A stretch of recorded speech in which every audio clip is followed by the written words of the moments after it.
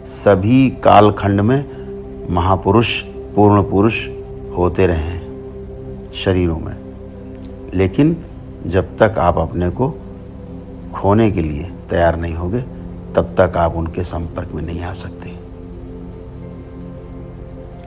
यह भी हो सकता है कि आप ठीक उनके बगल में, आसपास, पीछे बैठे हो, बातें भी कर रहे हो, लेकिन आपका संपर्क नहीं होगा।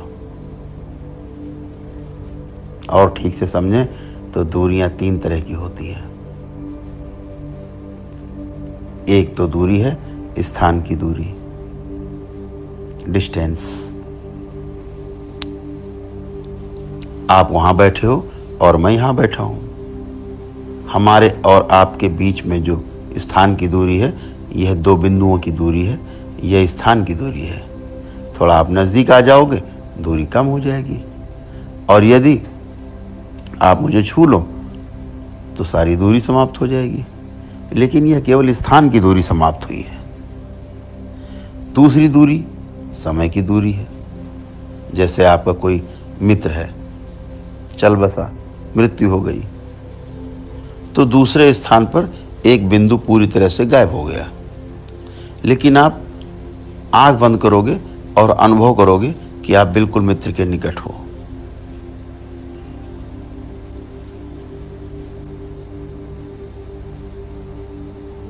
लोग कहते हैं ना कि समय सब कुछ भुला देता है।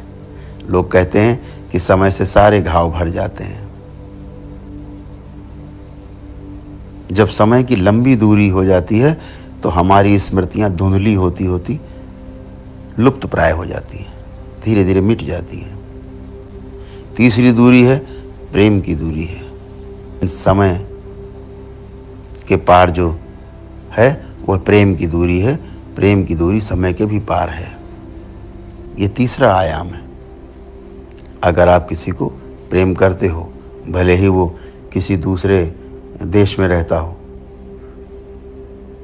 तो भी आप आंख बंद करोगे, प्रेम के उन क्षणों में आप उसके पास होगे, वह आपके पास ही होगा।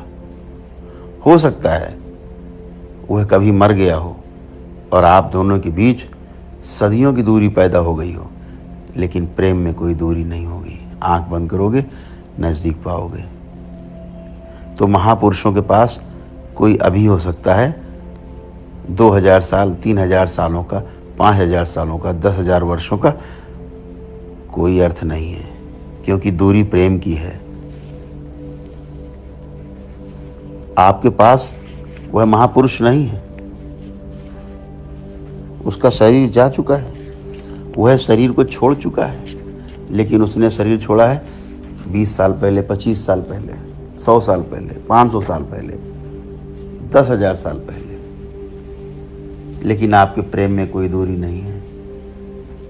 अगर आप उस पूर्ण पुरुष के प्रेम में हैं तो समय और स्थान की दूरियां मिट जाएंगी। तब गुरु से दूरी मिट जाएगी, तब पूर्ण पुरुष से दूरी मिट जाएगी, तब गुरु यही हैं और अभी हैं। और ध्यान रखें, गुरु कृपा उनका आप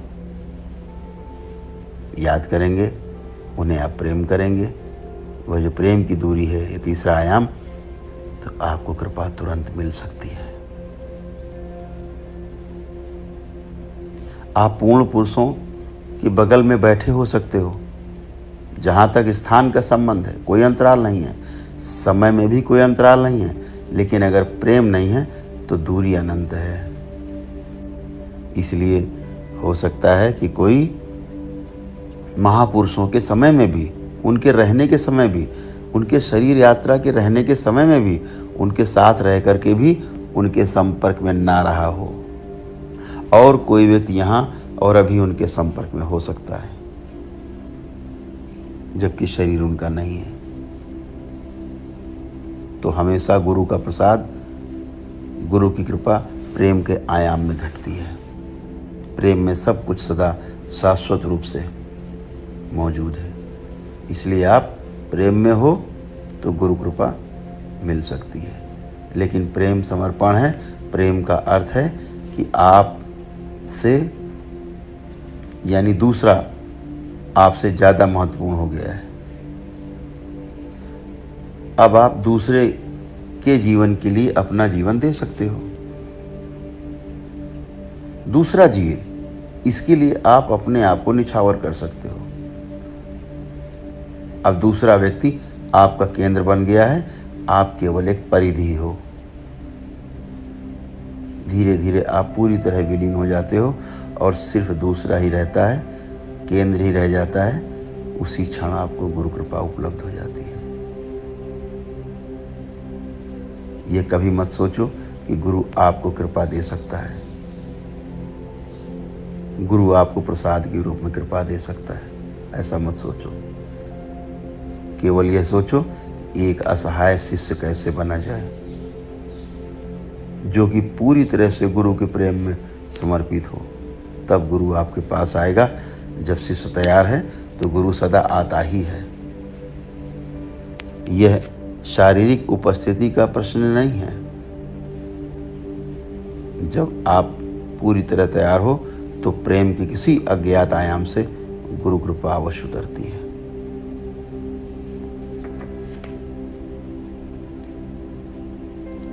ऐसे अनेक विधियां हैं, लेकिन एक बात हमेशा ध्यान रखो कि आपके मन में विचार आ सकता है कि विधियों के जंगल में भटकने के बजाय गुरु कृपा पाना ज़्यादा बेहतर है।